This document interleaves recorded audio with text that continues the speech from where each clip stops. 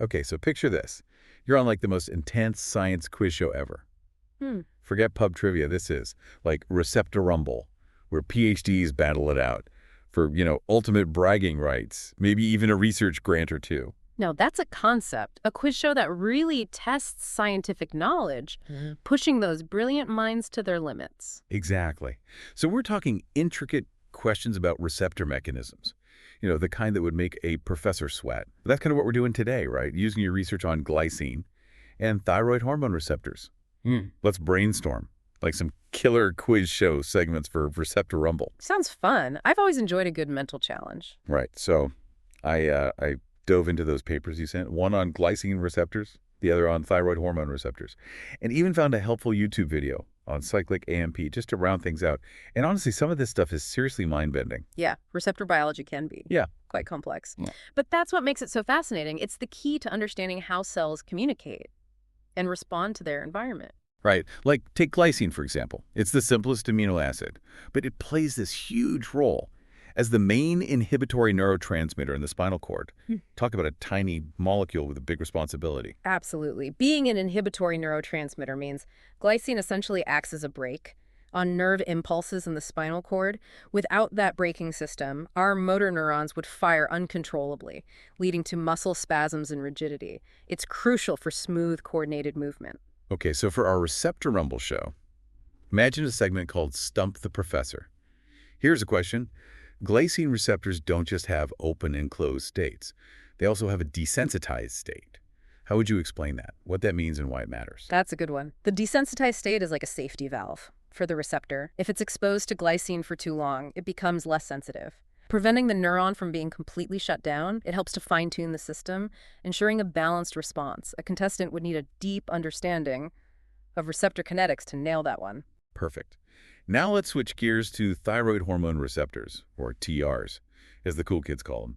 They're involved in so many processes, from brain development to heart rate. Right. They even play a role in metamorphosis. Talk about a dramatic transformation. Yeah. What makes TRs particularly interesting is the existence of different subtypes, TR alpha and TR beta, each with its own specific functions and target genes. Ooh, that's perfect for a Crosstalk challenge segment. Imagine contestants having to explain how different TR subtypes interact to regulate specific processes, like maybe metabolism or growth. I like it. They would have to think critically Right. and integrate knowledge from various areas of endocrinology. It would be fascinating to see how they approach such a challenge. Yeah, here's something that really blew me away. Mhm. TRs basically function like a molecular switch. When thyroid hormone, specifically T3, binds to the receptor, it flips from being a gene silencer to an activator.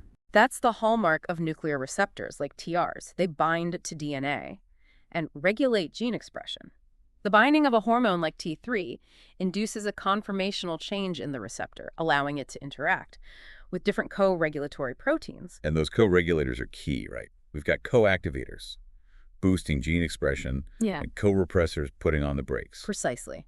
The interplay between co-activators and co-repressors adds another layer of complexity to the regulation of gene expression. Perhaps a quiz question could focus on the role of specific domains within the receptor, like Helix 12, in mediating these interactions. Okay, hold on. So we have this elegant system of gene regulation, but then along comes this troublemaker, the VRB oncogenes, basically mutant TR. They can't activate genes. How does that mess with the system, and what does it tell us about TRs in cancer? That's a crucial question and a perfect lead into our future pharma segment.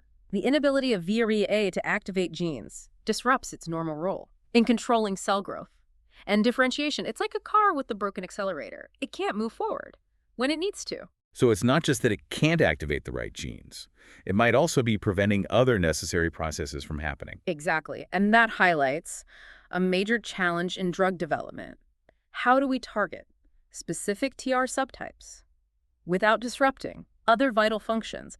It's a delicate balancing act. This VRB thing could be a real brain teaser for our future of pharma contestants. Imagine having to propose a drug that targets VRB while sparing other TR subtypes. That's the kind of challenge that would really push the boundaries of scientific innovation. Absolutely. It would require a deep understanding of both receptor structure and function, as well as the broader implications for cellular signaling pathways. And here's another curveball. The research suggests that TRs might actually have functions outside of the nucleus, We always thought they just hung out in the DNA control center. But apparently there's more to the story. That's what I find so exhilarating about scientific research.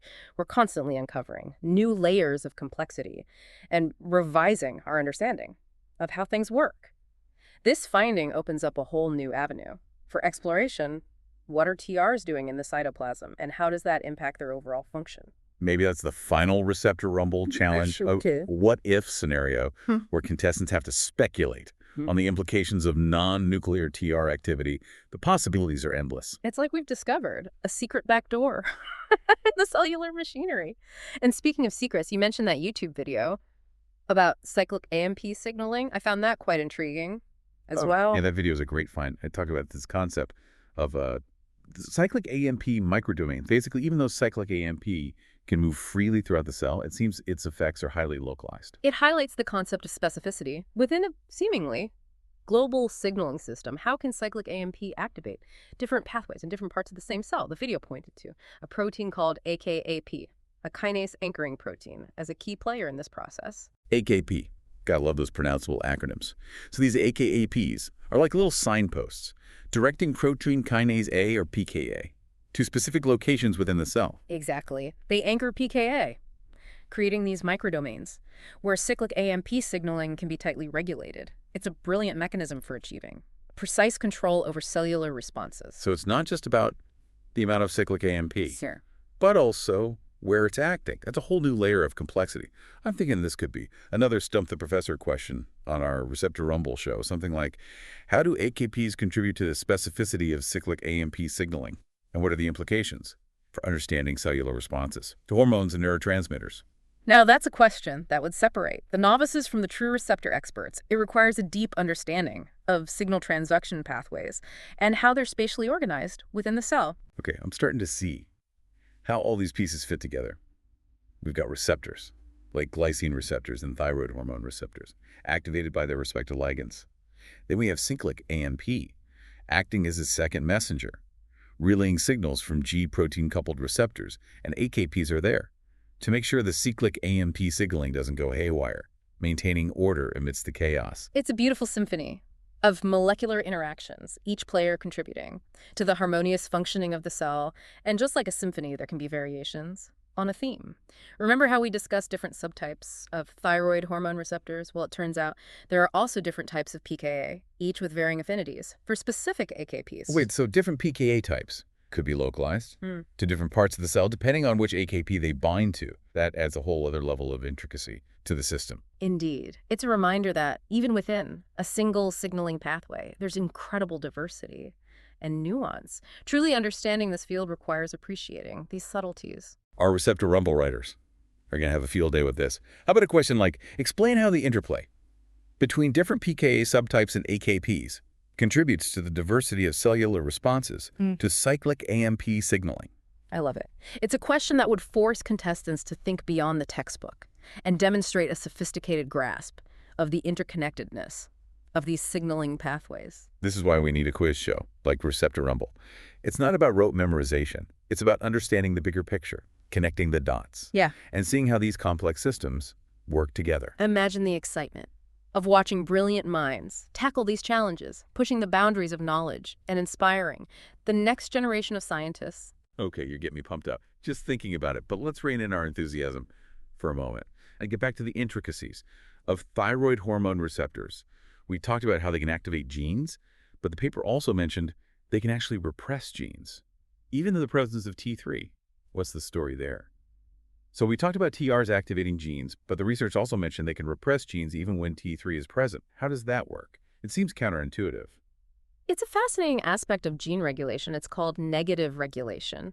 The specific DNA sequences that TRs bind to, known as thyroid hormone response elements or TREs, can actually influence whether a gene is activated or repressed. So it's not just about T3 being there or not. The actual DNA sequence itself can dictate whether the receptor acts like an on switch or an off switch. Precisely. There's a specific type of TRE called a negative TRE or NTRE, which leads to gene repression even when the receptor is bound to T3. This suggests that the DNA sequence can influence the receptor's shape, potentially affecting its interaction with those co-activators or co-repressors we discussed earlier. Okay, Receptor Rumble. Writers take note. This is prime material for another Stump the Professor. Question: how about explain how the binding of a TR to an NTRE can lead to gene repression even in the presence of T3 that would really test their understanding of the finer points of DNA-protein interactions and their impact on gene expression? That's a tough one. It would require a deep understanding of molecular mechanisms and the intricacies of gene regulation. And let's not forget about that VRBA oncogene. We know it's a mutant TR that can't activate genes, which throws a wrench in cell growth control. But the paper also mentioned that it can't release co-repressors. How does that add to its troublemaking potential? Remember how we talked about co-repressors acting like brakes on gene expression? Well, if V or BA can't release them, those brakes are stuck on permanently silencing genes critical for normal cell growth and development. So it's a double whammy. VRBA can't activate the right genes, and it's actively repressing genes that should be turned on. That's a recipe for cellular chaos. Exactly. It underscores the importance of understanding both the activating and repressing functions of nuclear receptors, like TRs. It's all about maintaining that delicate balance, and disruptions can have serious consequences. Speaking of balance, the paper also talked about how TRs interact with another nuclear receptor called RXR, which is activated by retinoids like vitamin A. What's the significance of this TR-EXR partnership? It raises the question of how different signaling pathways converge to regulate complex processes. The interaction between TR and RXR suggests that thyroid hormone and retinoid signaling pathways can influence each other, possibly through shared target genes or co-regulatory proteins. So it's not just isolated pathways working in silos. We need to consider how they intersect and influence each other. This could lead to some really interesting receptor rumble questions about the intricacies of these cellular signaling networks. Absolutely. Biology is rarely straightforward. It's a complex web of interactions and feedback loops. And just when you think it can't get any more complex, the research drops this bombshell. TRs may have functions outside the nucleus. We always thought they were strictly nuclear, but now it seems they might be moonlighting in the cytoplasm too. That's the beauty of science. There's always something new to discover. This finding opens up a whole new realm of possibilities for understanding how TRs function. It feels like we've only just scratched the surface. Well, we've covered a lot of ground in this deep dive, from glycine's role in the spinal cord to the complexities of thyroid hormone receptor signaling. We've explored the fascinating world of receptors, their mechanisms, their functions, and their intricate interactions. And hopefully we've given our Receptor Rumble writers plenty of inspiration for challenging and engaging quiz show segments. Indeed, it's been a stimulating discussion. It's always rewarding to delve into the intricacies of cellular communication and appreciate the elegance and complexity of these systems. Exactly. And for all our listeners out there, keep those scientific minds engaged. If you were designing a drug to target a specific TR subtype, what would be the biggest challenge in ensuring it doesn't interfere with other vital functions? Think about all those intricate interactions and delicate balances we've discussed. It's a puzzle worthy of the brightest scientific minds. Keep exploring, keep questioning, and keep diving deep.